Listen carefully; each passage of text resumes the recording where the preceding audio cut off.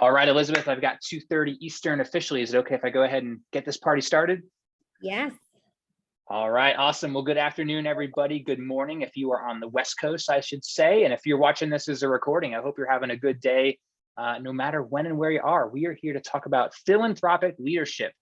Yeah, engaging those board members to be fundraising ambassadors. Who doesn't want that, right? And we're going to be talking about that today over the next hour or so. I'm so excited for you all to be here. Nice to see a full room. Especially during such a busy and hectic time of year. So thanks for being here, all of you, and thanks for watching if you're watching the recording. I'm Steven, I'm over here at Bloomerang, and I'll be moderating today's discussion, as always. And just a couple of quick housekeeping items.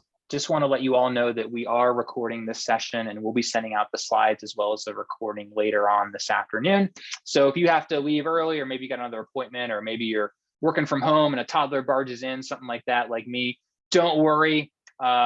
We appreciate that situation for one thing, but don't worry, we will get that recording to you later on today. So just be on the lookout for an email from me with all those goodies. But most importantly, I know a lot of you have already done this, but please feel free to chat in during the session. We're going to save some time for Q&A at the end. There's a chat box, there's a Q&A box. You can use either of those. If you use the Q&A box, it might be a little bit more visible to us. There's just a little insider tip there. But either way, we'd love to hear from you. Introduce yourself now if you haven't already. Tell us where you're from, what you do, how the weather is. I always like to get the weather report, but we'd love to hear from you. We love for these sessions to be interactive. You can also send us a tweet. I'll keep an eye on Twitter as well, but don't sit on those hands. Don't be shy. We'd love to hear from you.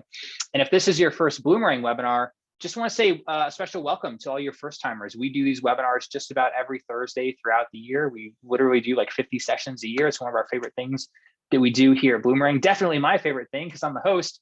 But if you've never heard of Bloomerang, beyond the webinar series, we are also a provider of donor management software. That's what Bloomerang is. So if you're interested in that, check us out. We're pretty easy to find online. You can visit our website. You can get a demo. You can watch videos, all kinds of cool things on our website. If you are interested, just putting that out there. But don't do that right now. At least wait an hour because, dang, who doesn't want to hear about board fundraising, especially from an expert like my pal Elizabeth Abel, who's joining us from beautiful downtown Manhattan. Elizabeth, how you doing? You doing okay? I am doing well. Really thrilled to be here, Stephen. Thank you. Yeah, I'm thrilled too. I've been looking forward to this one for quite a while. We've been getting to know each other over the past few months, and you all got to know Elizabeth because she's all over the place speaking. She's doing podcasts. She's getting interviewed. She works over at CCS, which, by the way, if you work at CCS, this is some pretty serious people if you know that agency. If you don't, check them out because they do a lot of really awesome work. We have a lot of mutual clients and customers, and I can vouch for the awesomeness of all the things they do. Elizabeth has worked on tons of campaigns for her clients, $1 billion raised. She can put at least her fingerprint on a little bit on all those too. And a lot of them, a lot of her fingerprint too, because she's awesome. I don't know how you find the time to do this, Elizabeth, in addition to your full-time job, which is a lot, but you're also an instructor at the University of Pennsylvania. That's awesome, really involved in their nonprofit leadership program, which is really cool. And she also serves on her home chapter of AFP, which we always really appreciate. Love AFP. And dang, you're busy and you're a super smart person. So I'm going to pipe down because people don't want to hear from me. They want to hear from you. So I know you got some slides to pull up, but the floor is yours. Tell us all about those philanthropic ambassadors. Go for it. Wonderful. Well, thank you so much. Really thrilled to be here. Again, my name is Elizabeth Abel, and I'm a Senior Vice President at CCS Fundraising, which is a global fundraising consulting firm that works with nonprofit organizations. And my colleague is going to share our presentation and we will jump right in. This is one of my absolute favorite topics in philanthropy, this idea of engaging board members as fundraising ambassadors. So today we are going to talk about a few key strategies to help you educate, engage, and empower your board members to amplify your fundraising activity. We'll start with a few key trends in philanthropy that will ground our conversation, and then we'll have some time for question and answers to make sure that we can do our best to address some of the things that you and your teams and your boards are facing today. So we have three key goals for our conversation this afternoon or morning, depending on where you are. First is to understand the role of the board, specifically in elevating an organization's fundraising program. Second is to develop some action-oriented strategies to recruit and retain and engage diverse board members in fundraising activity broadly. And then we'll hone in on some best practices that you and your teams can apply specifically to leverage your board members in your fundraising activity in a way that excites and energizes them. So a little bit more about me very quickly. As I shared, I'm a senior vice president at CCS and an instructor at the University of Pennsylvania. And when people ask why I do the work that I do, I like to share my own mission. As nonprofits, we have the missions of our organizations, and my mission is really to educate and empower nonprofit leaders and their teams with the knowledge and tools to scale their revenue and amplify their impact. And that's really what I do in my role as a fundraising consultant through capital campaigns. I've managed campaigns ranging from about $5 million to over $1 billion in healthcare, education, arts and culture, and advocacy sectors, and really appreciate the opportunity to share my experiences on the front lines working on these campaigns with all of you here today. For those of you who are not familiar with CCS, we are a global firm. We have offices across the country and around the world. So on the next slide, you can see we partner with more than 500 nonprofits annually worldwide. And currently we have campaigns under management totaling about $10 billion. So again, we work both with smaller grassroots organizations all the way up to some of these large institutions that you see here and may be familiar with. And we have about 300 employees across the country and a few in Europe as well. So with that, what we wanted to do is start our conversation by understanding your understanding of key trends in philanthropy. So we have 3 questions that will help anchor our conversation. And just to make it easy, we'll ask you to type your questions in the chat, and then you'll get a chance to see what other people think about these trends and how they relate to board members in fundraising. So the first question we have, how much do you think was invested in the philanthropic marketplace in 2020? So your options include $389 billion, $471, and $525. All right, I got a lot of C's, some B's, a lot of C's. Okay. I love the active participation. Please keep it up. We appreciate it. So what we'll share on the next slide is that in 2020, giving reached a record-breaking $471.44 billion. So for those of you who guessed B, you are correct. In June 2021, Giving USA Foundation, in partnership with the Lilly, Indiana Family School of Philanthropy, released their annual Giving USA report. And the headline was that this $471 billion was a new record for charitable giving in the United States. And I want you to let that number really sink in, because it is extraordinary and it represents the highest year of giving on record since the Giving Institute began tracking this data more than 60 years ago. So knowing that 471 billion is kind of the volume of the philanthropic marketplace, on the next slide, we have a question about where the majority of this fundraising revenue comes from. So A, corporations, B, foundations, or C, individuals. All right. I will argue that this is probably the easier question, and most of you are getting this right. So we'll jump right to the next slide. What we continue to see is that individuals drive giving in America. And so of this 471 billion, individuals gave $324 billion in 2020, which is about 69% of total giving. And if you think about this pie chart, what I really want to call out is that bequests, which are about 9%, are gifts made by individuals, and foundations, this 19% includes both, national foundations and family foundations. So when you really think about it, individuals drive about 80% of total giving in America. And as fundraisers, this is really important because it grounds us in the value of building relationships with people. I'm sure you've all heard the phrase, people give to people. And as we think about our board members and think about their individual reasons for being a part of this, your organizations, and how they are people who care about your mission, it is incumbent upon us to really engage them thoughtfully as people who give to nonprofits that they care about and who are leaders of these nonprofits. And so the last question we have, what % of charitable donors are also volunteers? So 21%, 46%, or 62%? Seeing a range here. So I was pretty surprised to learn that on the next slide, it's actually 62% of charitable donors are also recent volunteers. And this is according to a 2020 report, the role of volunteering in philanthropy by Fidelity Charitable.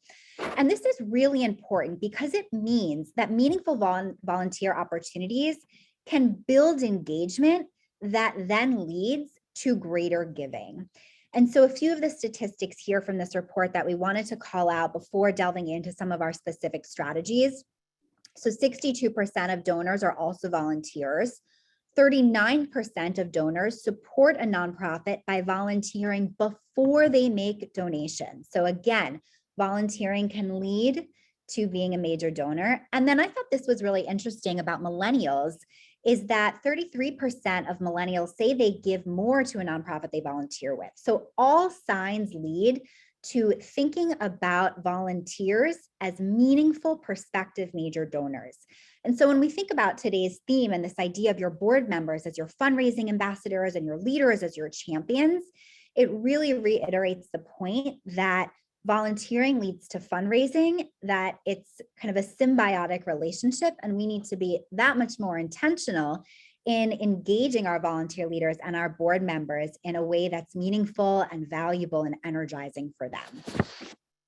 So that brings us to the heart of our presentation today. So we'll talk about the role of the board in elevating fundraising activity. We'll then pivot to recruiting and retaining diverse board members, and then unpacking some case studies that can articulate some of these strategies in action. So the role of the board. Every nonprofit has a board of directors, which, as we know, provides strategy, oversight, and participation. So strategy really focuses on organizational direction, establishing values, mission, ensuring the organization embodies its cultural ethos. Oversight, specifically in financial matters, ensuring accountability, approving the budget. And then participation, which is really focused on fundraising. So ensuring that an organization has the resources it needs to do its work. And as we all know, as fundraisers, one of our main goals is to ensure 100% board participation in both annual and capital fundraising projects. The key message that I really want to leave you with today is that board members are your greatest fundraising ambassadors. They are natural storytellers and advocates for your organization. They bring a diverse set of experiences, skills, talents, perspectives. They provide access to potential avenues of new support.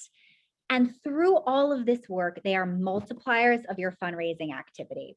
And so this is one of my favorite graphics, which really shows your development office, your board members, they're effectively being multipliers that leads to greater revenue. And the point that I would emphasize here is that this theme and this concept is particularly important for smaller development teams where you have limited staff capacity and yet ambitious revenue goals, deadlines that you need to meet, pipelines that you need to kind of mine through, and you just can't do it all yourself. So think about your board members as an extension of your fundraising team, and think about how we can have them multiply all that you do. The next thing I want to talk about is setting fundraising expectations with your board. So a key responsibility, as we know, is fundraising. We'll talk a little bit about what that means specifically. And so what we've seen, according to BoardSource, and I really think this is important when we think about setting up our boards for success, is that when fundraising expectations are clearly articulated during recruitment, 52% of CEOs report that their boards are actively engaged in an organization's fundraising efforts. Now, personally, I would like to see this 52 be like 82, but I will take the 52 compared to when fundraising expectations are not clearly articulated during board recruitment. Only 12% of CEOs report that their boards are actively engaged in fundraising efforts.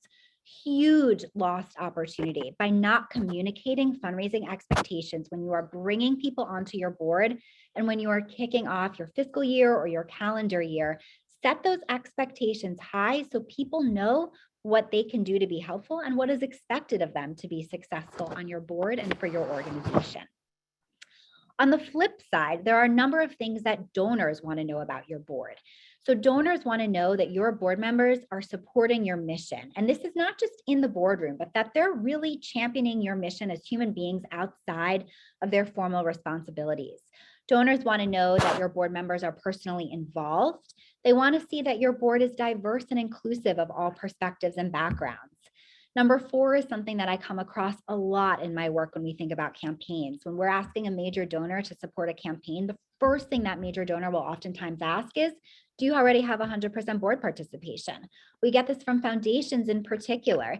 Okay, I'm a foundation, I'm interested in supporting. Has your board already committed to supporting? Because we want to make sure that if we're going to invest in you, your board and your closest circle of advocates has already demonstrated their support. And then 5, donors also want to believe that there's a solid partnership between your board and your administration and that you're working in harmony together.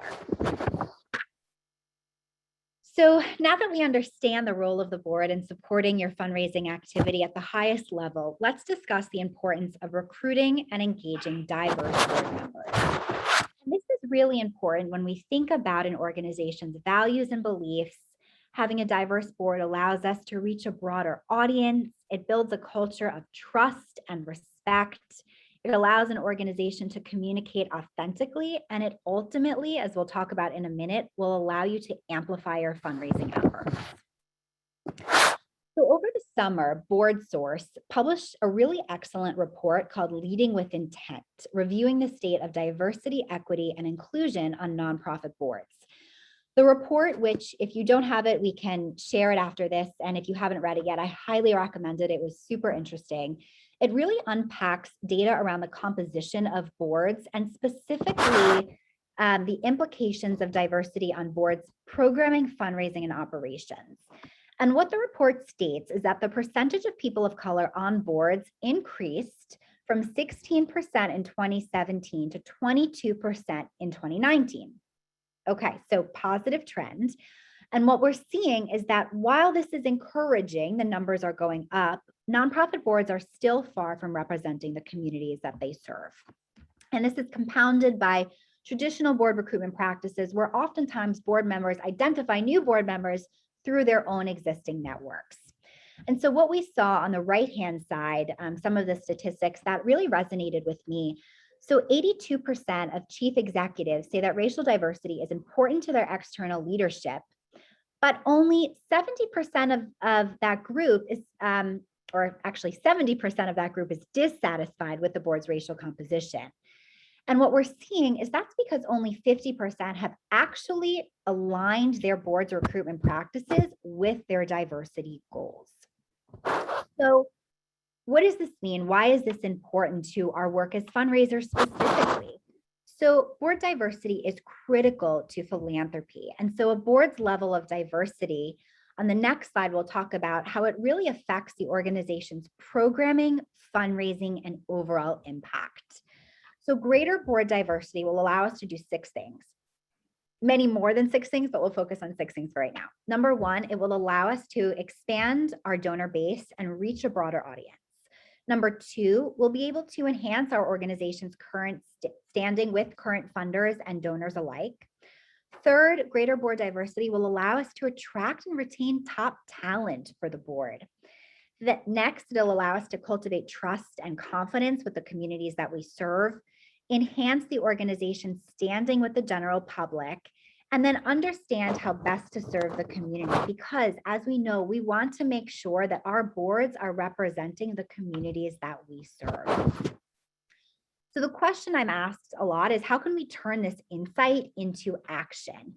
And so I really want to emphasize the importance of intentionality and authenticity and offer a few action-oriented strategies to foster greater diversity and inclusion on our boards. So the key message I want to share for right now is that by becoming more diverse and inclusive, boards will be better positioned to amplify their fundraising activity, which in turn will allow them to be more effective in fulfilling their mission, delivering their programs, and positively impacting the communities that they serve. And so the report really challenges us to think about 5 things. So first is how we can reflect on the importance of diversity to our board's work, specifically fundraising. Second is how we can recruit board members in a strategic and thoughtful way.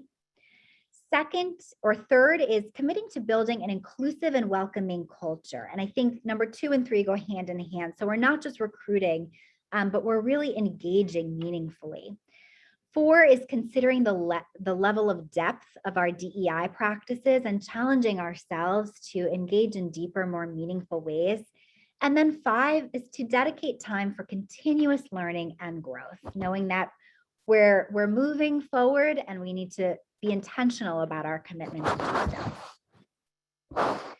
So now that we've talked a little bit about board composition broadly, I want to talk a little bit about what it means to be an effective board member, specifically an effective fundraising ambassador and board member. So one of the questions that I receive almost all the time when I talk about board members and fundraising is, what characteristics should I look for in a board member when I think about their fundraising responsibilities? And there are really 6 characteristics that resonate most with me. The first is advocate. So we want people who are respected community leaders, strong communicators, people who will generate energy and momentum and credibility and trust in the work that you're doing. Second, we want people who are also able to make connections. So people who have access to potential new supporters, potential leaders who can continue to multiply the community that you're a part of. Next is, we always hope that our board members are some of our most generous stakeholders. They're personally philanthropic. They're setting an example and helping to raise your community's sights. You know, one of the things about being a donor, it's not just giving a gift, it's building a strong culture of philanthropy. And if we have 100% board participation, if we have people who are advocating and connecting and giving, that will allow you to build a strong culture of philanthropy where giving and major giving is a natural and valued and energizing part of your culture. Next is, we want people who we can partner with. They're collaborative, they're passionate about your mission, and they're not scared to roll up their sleeves and get their hands dirty on behalf of the work that you're doing. We also want people who have a unique perspective. They can share their own personal story for why they're involved in your organization, how their involvement has perhaps changed their life or their perspectives, and how we can really leverage their stories to help generate momentum and energy around the work that you're doing. And then lastly, we want people who we can steward and who can help us steward our community members. So we want our board members to have the time to commit to building, maintaining relationships, making calls, thanking people with notes and emails, and helping to, again, just build a strong culture of philanthropy.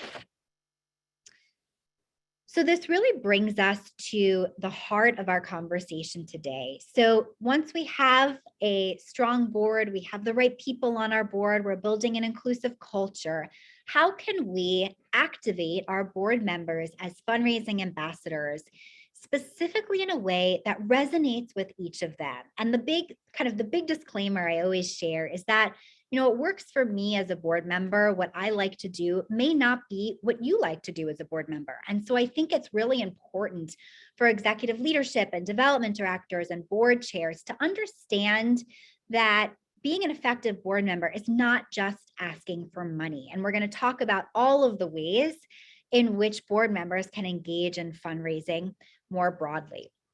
So there are 4 ways we're going to talk about today. First is championing the vision.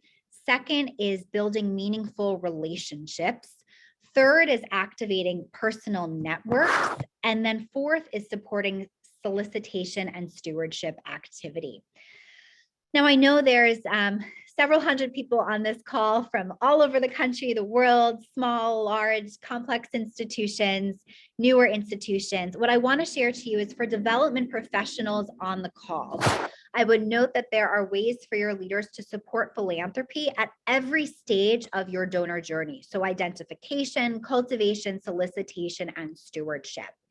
And then for those of you who are board members and volunteers on this call, I would encourage you to think about what resonates most with you and what gets you most excited, and then follow up with your development directors to talk about ways that you can elevate your own involvement in fundraising. Because I do mean it sincerely when we were thinking about this presentation and the audience, I can promise you there will be something in here for each of you and for your teams. So the first thing we're going to talk about is championing the vision. So what do I mean by championing the vision? So every nonprofit, every vision that we have is grounded in what we call a case for philanthropy, a case for support. So it is essentially a vision for the future that illustrates the impact that philanthropic investments will have and that we can communicate to help inspire support. It's like a cohesive vision, a cohesive mission, and a cohesive message that we want to be sharing and championing within our broader community. And so what I would say here is that the simplest way to be an effective board member is to champion and communicate your vision. So let's build enthusiasm and momentum around the case for support. So talk about what's happening at the institution. So if you're embarking on a capital campaign and you're building, let's say you're a hospital system and you're building a new oncology wing, let's talk about that in the community. What's the need? Why are we meeting the need? How are we meeting the need? What will the impact be? If you have a gala coming up, how can you speak on behalf of the organization at the gala? Could you share your story, whether it's, with the people at your dinner table or whether you're delivering the keynote? But how can you always be thinking about opportunities to talk about the organization formally and informally? And in the bottom left box, the easiest way to do this, and it's also the most compelling way to do this, is to share your personal story. So if you're involved in your organization as a professional fundraiser or an executive leader or a volunteer leader, I would argue that you're involved because the mission resonates with you. And there's probably a reason why you have a connection with that mission. And so I would think about your own personal story. Why are you here? Why do you care? Why should I care as a donor? And champion that vision through your personal story. So talk about why you're involved and talk about why you give. I sometimes think some of our major donors can shy away from talking about why they give financially. And I think it's a missed opportunity, because if I respect you as a board member and you talk not only about why you're involved, but also why you give, it will inspire me to think about how I can give and how I can stretch my giving too. As I think about, those characteristics, you're credible, you're an advocate, you're someone that I aspire to be like, perhaps. And then another way we can help build brand awareness for the organization through our role as a board member is to allow the use of your name associated with an organization. Again, how many of you have attended an event or go to a museum? I feel like the first thing I do is look at the names of the donors and the trustees and the ambassadors who are publicly, proudly championing the vision and mission of the organization. So again, thinking about that initial message that I had shared, our fundraising ambassadors, our board members are multipliers. So championing the vision, what we're doing here is we're multiplying the message. We're multiplying the case for philanthropy in our community. So the next thing we're going to multiply is our audience through building meaningful relationships. So one of the ways that we can really leverage our board members is through their personal networks and community connections that can ultimately drive support for our organization.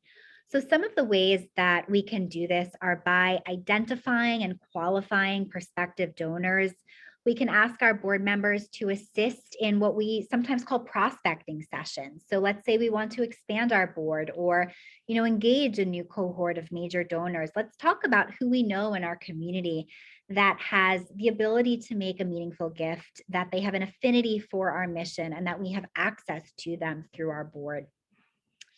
Our board members can facilitate personal introductions to our professional leadership. They can help with follow-up.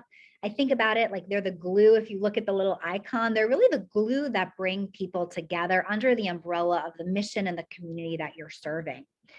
Where board members can add a tremendous amount of value is by participating in select donor meetings. So, if I'm an executive director and I'm meeting with a new donor, I should, and I would encourage you to invite one of your board members to join you.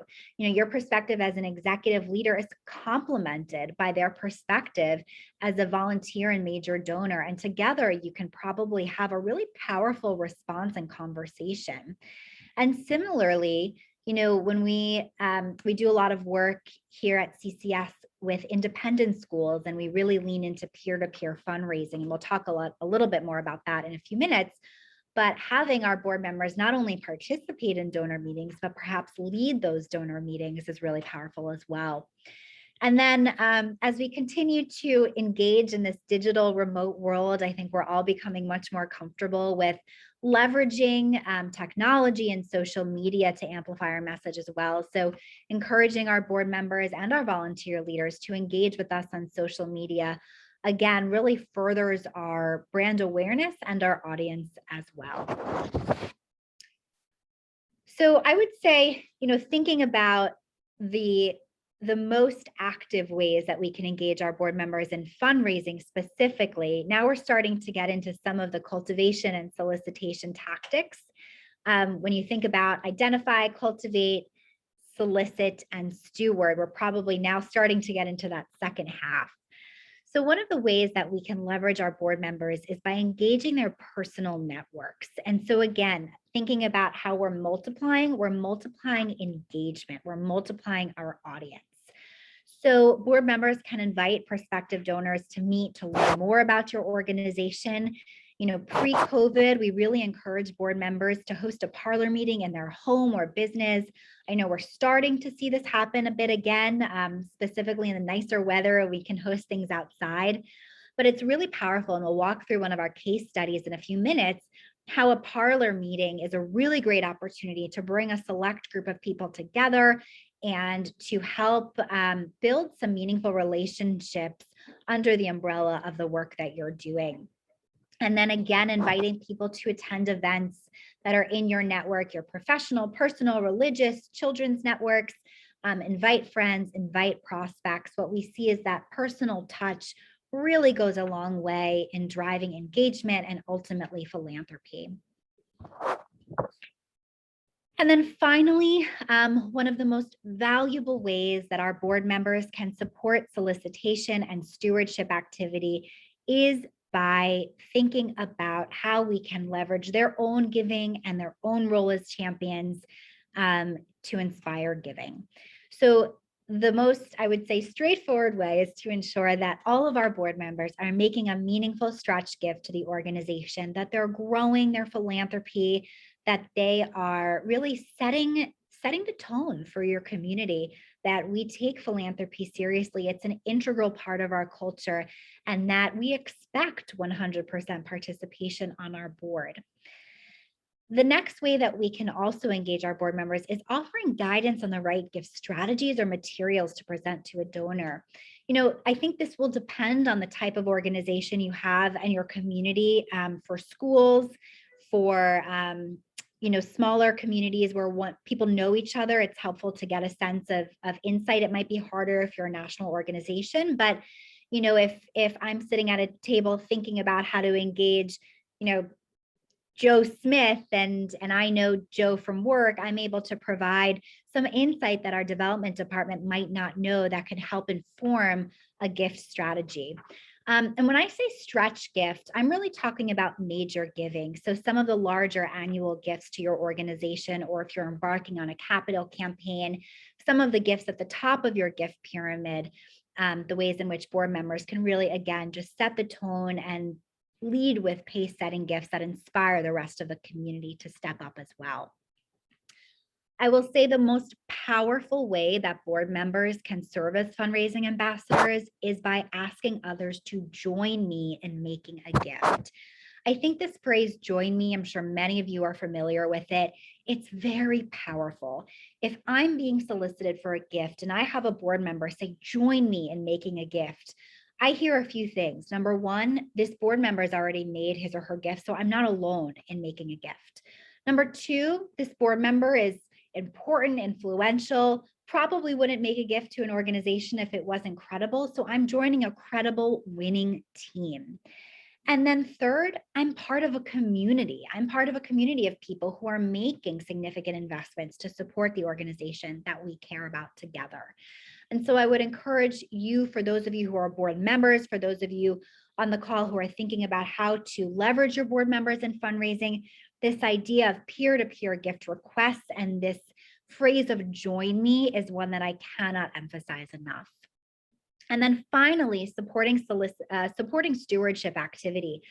You know, one of the questions that I hear a lot, especially from smaller development teams, I only have a finite number of hours in a day, Elizabeth. How am I supposed to do everything? How am I supposed to make the ask and then thank all of the donors who have already given? Because we know as fundraisers, we have our annual goals, we have a finite amount of time to meet them. And if we have an extra hour in our day, are we going to make an ask? Or are we going to thank someone for an ask? We're probably going to make the ask. So the best way we can complement our own time is by leveraging our board members to help us with stewardship. So could each of our board members over the course of the year thank 25 people, make 5 phone calls, write 5 thank you notes, write 5 emails? When you kind of divide it into these small micro steps and then take a look at how much you can do collectively, it will go such a long way. You know, at CCS, we do feasibility and campaign planning studies for organizations that are thinking of embarking on larger campaigns or capital campaigns. And one of the questions we ask is often around stewardship and, you know, how well does the organization steward? Are there opportunities? And one of the things we hear a lot is, you know, I only hear from the organization when they want my money. And so one of the ways that we recommend kind of balancing this is by leveraging your board members to help partner with you for your stewardship activity. So we're going to kind of pivot to the final phase of our conversation today around some of our case studies. So I'm going to walk through 2 case studies and then what I think about is a toolkit that we can use to help support our board members. So the first case study is about Parlor Meetings. And I want to talk about an experience I had working with an advocacy organization. And the way that I'm going to talk about these case studies is the purpose, the structure, and the outcome of each. That's how my brain works, very linear thinker over here. So the purpose of the Parlor Meeting for this advocacy organization was to engage high capacity prospects in fundraising efforts and to expand their donor audience. And so here's what happened. We had a board member host a Parlor Meeting over the summer. And this was pre-COVID, but it was still able to be outside should it be in COVID. And it was positioned as a special opportunity to hear from the CEO on his vision and a unique capital project. The board member is a person of influence who invited some friends and colleagues to their home, and the CEO spoke about the vision. So the board member welcomes everyone, so thrilled to be here, introductions, little cocktails, everyone's mingling, getting to know one another. And then we hear from the CEO about this inspiring vision, the impact of financial investments on allowing the organization to realize that vision sooner. We had a number of attendees who were really inspired. And there was one attendee who was like really, really excited. The mission of the organization really resonated with him. The CEO's energy, he felt a connection to, and this vision and the call to action, he felt ready and willing to make a meaningful gift the next day. Now, I will say this is an ideal outcome. Of course, we were prepared to have one-on-one follow-up with each of the people who attended, But really the outcome is that through this parlor meeting that was hosted by a board member, we were able to engage a new cohort of leaders through one-on-one meetings and strategic follow-up that built authentic personal momentum with the people who had never attended an event for this organization before. And I would say this is a pretty replicable model, right? You have your board member host, you hear from your executive leadership. Perhaps there are community members who are beneficiaries of your organization's work who could speak as well. There are plenty of opportunities to be creative. The next case study is peer-to-peer solicitations. And I really want to focus on this for a few minutes because as I share it again, you can probably tell this is one of my favorite opportunities. I just saw a question pop in the chat. I'll pause quickly. How many people attended this event for the advocacy? There were about 40 people in attendance, and I would say there's no like one size fits all model for the number of people. I think it really depends on having the right people in the room. So if you have, I would say 12 to 15 is probably a nice sweet spot for a parlor meeting. Cocktail party, you could have maybe 25 to 30. It depends on the space, and it also depends, quite honestly, on the capacity of your team to do follow-up, because a parlor meeting is great, but if there's no follow-up, then it's a little bit of a wasted opportunity. So peer-to-peer solicitations. So our purpose here, this was at an independent school. And so really our focus was on the annual fund. We wanted to build a stronger culture of philanthropy at this school and secure new and increased gifts to our annual fund. And so what we did is we established an advancement committee. So we recruited and convened a group of major donors who were influential in the community. Again, thinking back to those characteristics of successful fundraisers: influential, ready to roll up their sleeves, comfortable making peer-to-peer solicitations, major donors themselves. And what we did is we assigned each committee member 2 to 3 families that they would personally be responsible for soliciting with support from the advancement team. We provided a solicitation training and toolkit, and I can talk a little bit about the solicitation training in a moment, but basically we talked about why we have the annual fund, why we support the annual fund. We talked about how to make the ask. And then most importantly, we talked about how to respond to donors' responses after we do make the ask so that people are prepared. You know, if we were to ask a family for a gift and they said, I need to think about it, how are you responding in a way that makes everyone comfortable and moves the conversation along?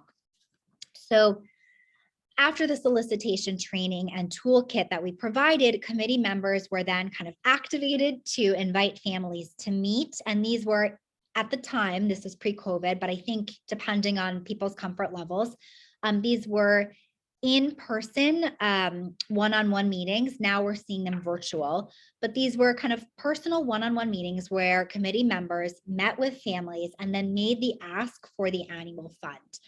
And what we saw is that we were able to multiply solicitation activity from about 500,000 to about 850 that year because of this ability to leverage our board members as fundraising multipliers and help generate additional revenue for the organization, because at the time the team internally was really small. And so again, this idea that you're fundraising, your board members are your fundraising ambassadors, they're multipliers, I think is really important because we're able to see how they can help us raise more revenue in a way that works well for them.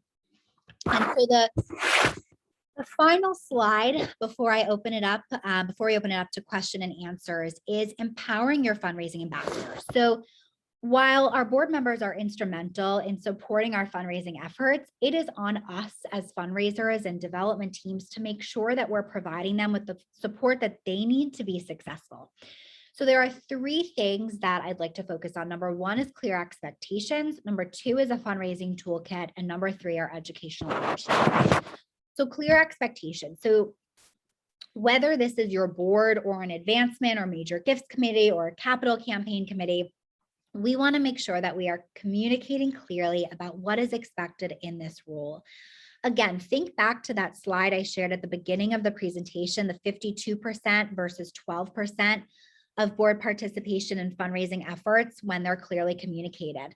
Again, I still think 52% is low, but think about the importance of clearly communicating. You want to be on this board. There are lots of things we do, and fundraising is one of them. You want to be on our capital campaign committee? Amazing.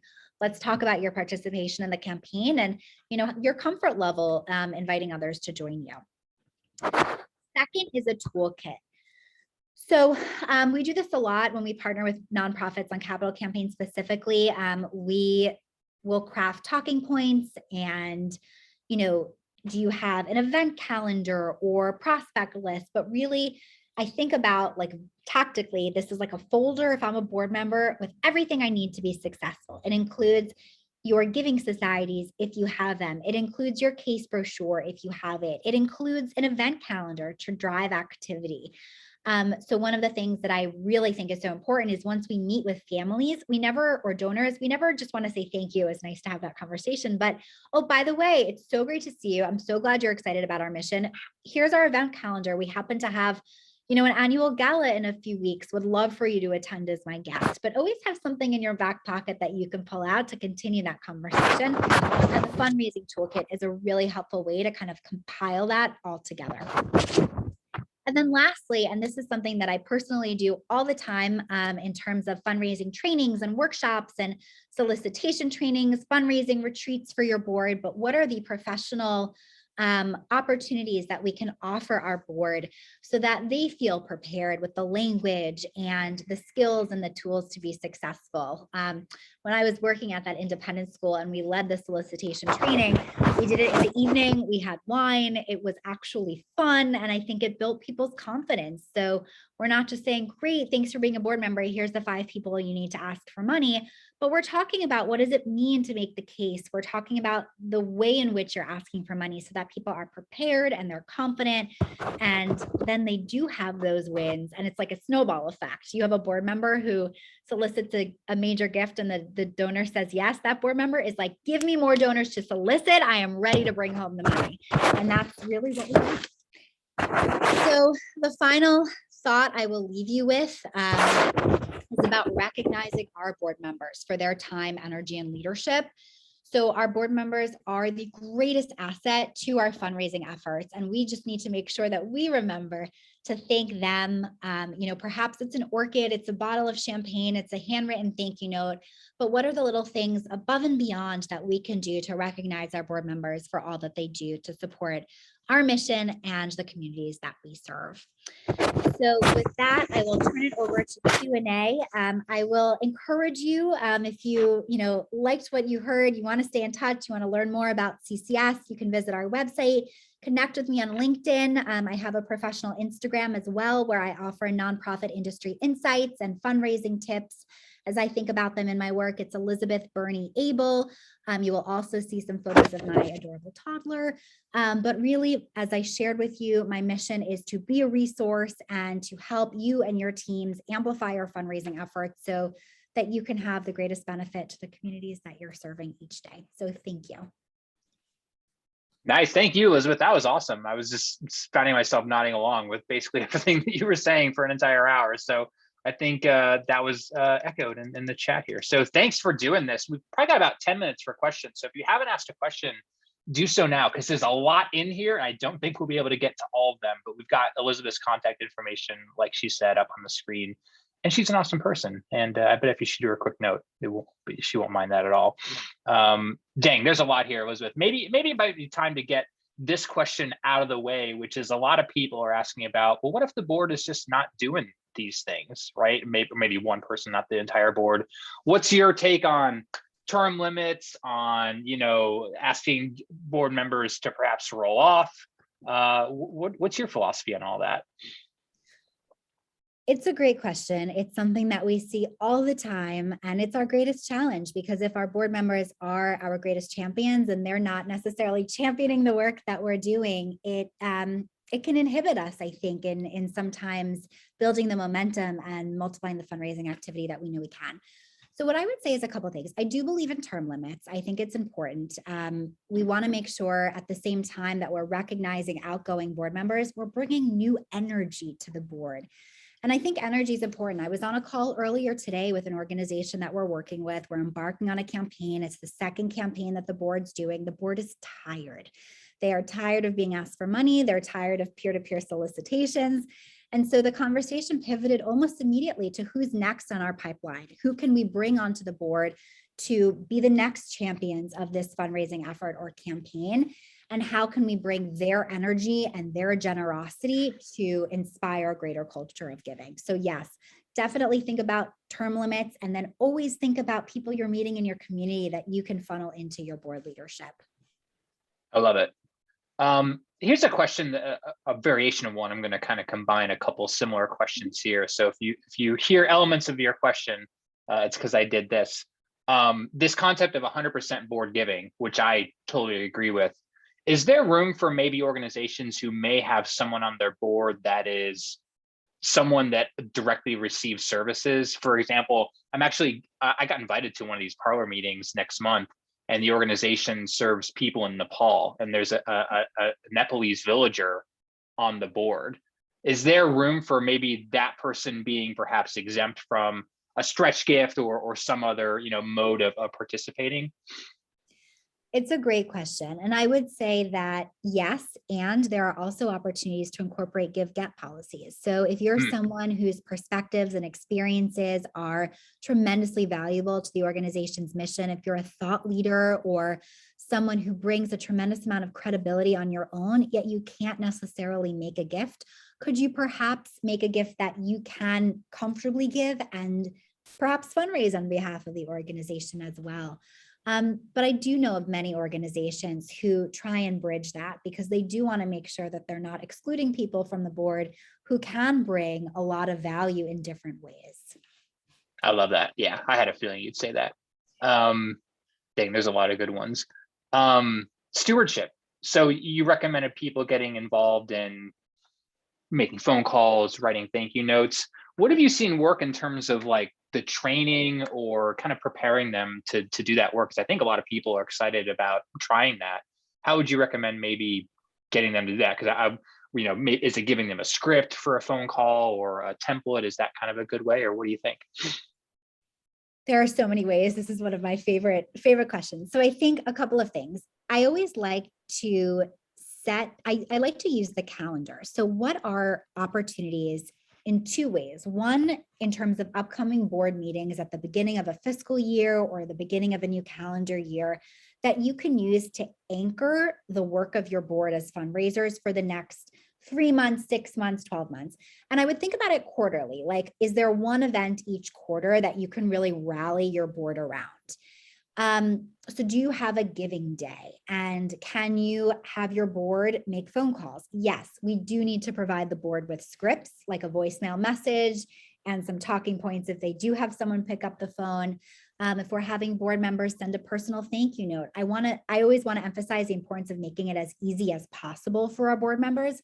So I would draft a thank you note for my board member to send, and then write in red, insert personal note, or a thank you note if you're doing a new building tour for a capital project. Like, have a template and then have spaces where you can make it personal, because our donors aren't stupid. They will know when it's a generic note, and they will know when someone's like really put some time and thought into it. So I think it's a balance between making sure that we have a template that's easy and we're then providing personalization. And then the second thing I would say is, don't shy away from formal fundraising training workshops with your board. So if you have a board retreat, I think board members actually appreciate sometimes when you bring someone in to just talk to them about fundraising, and they can ask, without fear of, what if I'm nervous to make an ask? Like, how do I handle someone saying no? I don't like to be rejected. And so being able to create an environment where you can role play and you can help your board members feel more confident, I think is really great. And then the last thing I would say is leverage your holidays. So, the end of year is always a great time for giving, as we know, and it's also a great opportunity for stewardship. So perhaps at the end of this calendar year, let your board members know in September that in December, we would like each of them to write 10 handwritten cards. We're going to mail you your pre-addressed cards with the donor's information. And, over your weekends or your evenings, if you can just do one card, if you have 15 people on your board, that's 150 thank you notes that you can get out to your community. I love it. And you read my mind on the retreats thing, because I was thinking about orientation as well. It seems like this would be part of like a new board member onboarding. What do you think about that? I love that idea. I couldn't agree more. So in keeping in this idea of the training, what about when it's time to ask for money? Is it same rules apply to the stewardship piece? You equip them, like what's in that toolbox? I think you used that word in the presentation. What are the kinds of things that you see in that? Are they stories, talking points? So I think it depends on what you're fundraising for. So again, CCS, we do a lot of capital campaigns. So typically we'll have our case for support. We'll have an FAQ that we like to provide our board members. So like if I'm asking for a multi-year pledge, I might have questions around how can I pay that pledge? Can I give stock gifts? Does the organization accept gifts from my donor advised fund? Like some of the technical things that we want our board members to be able to answer that they just might not know. So you'll have your case for support, which is focusing on the organizational vision. You'll have your FAQ, which is some of the tactical questions we get from donors. And then we also will put together kind of like a prospect research snapshot on who you're asking and what you're asking for. So one of the things that we believe in is asking for a specific concrete figure. So, Stephen, would you be willing to make a gift of $25,000 to our annual fund? Or, would you be willing to make a multi-year pledge of $250,000 to our capital campaign? And would you join me in serving on our campaign committee? So I think, again, it's not just the physical materials, but it's the language and the messaging that we want our board members to kind of embody so that they're successful. I love that. And on the topic of capital campaigns, I know you do a lot of good work on this and the ask amounts. How do you kind of decide on what that ask amount would be? I assume you equip the board member with what that range would be, but what do you use? Do you use well screening? Is it the donor database? What are the things that go into that ask amount? Whole separate presentation topic, which I know to cover later. At the highest level, it's a mix of publicly available information. We do oftentimes rely on databases. I like WealthX for high net worth individuals, as well as Wealth Engine. And then we think about past giving to your organization, to peer organizations, and then levels of engagement currently. So it's both a science and an art. I love it. That's the stuff. We'll have to have you back if you're willing to talk about that, because I love that topic too. Last thing, it might be a good way to end on. I know a lot of folks listening are small shops, maybe 1 or 2 person shops. They're the ED, they're the DD.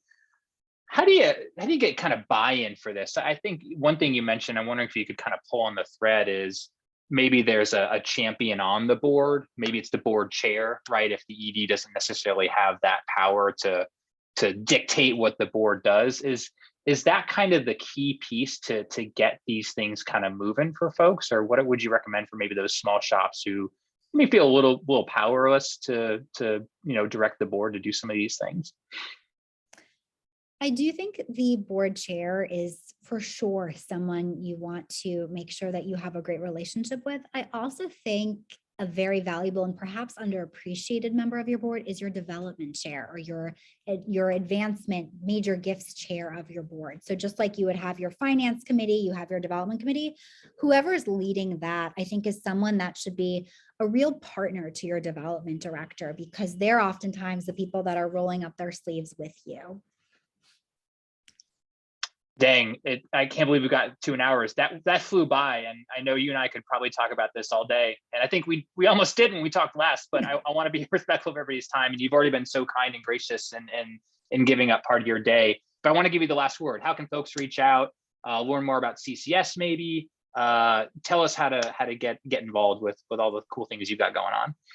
Wonderful. Thank you so much, Stephen. Really, it's been such a valuable conversation. And to those of you who have been participating today, joining us in the chat, welcome you, encourage you to stay in touch. You can learn more about CCS at our website, ccsfundraising.com. We do a tremendous amount of work with nonprofits seeking to scale their philanthropy on planning studies, development and systems assessments, and of course, capital campaigns. And then if you're interested in connecting more with me, would be happy to facilitate one of these retreats or volunteer leadership workshops for your board, and just continue to stay in touch and be a resource. We have a number of publications that will be coming out as well this year. So feel free to get on our mailing listserv, whatever the real phrase is called, and stay in touch. Would love to continue the conversation. And thank you so much for being here. I hope folks will do that, because CCS puts out some really good stuff. I see that come in my inbox as well. So thanks for doing this, Elizabeth. Hopefully you will come back. I was totally serious about the Ask Amount thing. And I think people would enjoy that based on what I'm seeing in the chat. So thanks again for doing this, and your team there, and CCS for giving you the time to do this. I think that's really cool. I know we're right at the half-hour mark here, but I just want to let people know about our next session next Thursday, 1 p.m. Eastern. Every Thursday we got a good session, folks, and next week is by no means an exception. We're going to talk about lapsed donors, one of my favorite topics for January, because maybe you're looking back on the past year's performance, and some of those folks who gave in 2020 didn't give in 21. We're going to talk about that. My buddies Carrie and Jackie are going to be here. They are awesome. They've been contributing to the Bloomerang blog and doing webinars all over the place, and we finally got them on a Bloomerang webinar, so I'm really excited. So register for that. Even if you can't attend, you can register and get the recording. It's okay if you don't attend live. I won't even notice necessarily. I'll still send you that recording. So be there if you can. And if you can't, there's a lot of other sessions out there scheduled on into the rest of the year that we're really excited about. So check that out. Hopefully we'll see you again on another session. And like I said, we'll be sending out the slides and the recording a little bit later on today. So be on the lookout for that. Be an email from me. And yeah, connect with Elizabeth, connect with CCS, and I hope you come back and join us on another webinar. So thanks to all of you for hanging out for an hour or so. It's really fun. And hopefully we'll see you next week. So have a good rest of your Thursday. Stay safe, stay healthy. We need all of you out there doing all your good work. And hopefully we'll see you again soon. See ya.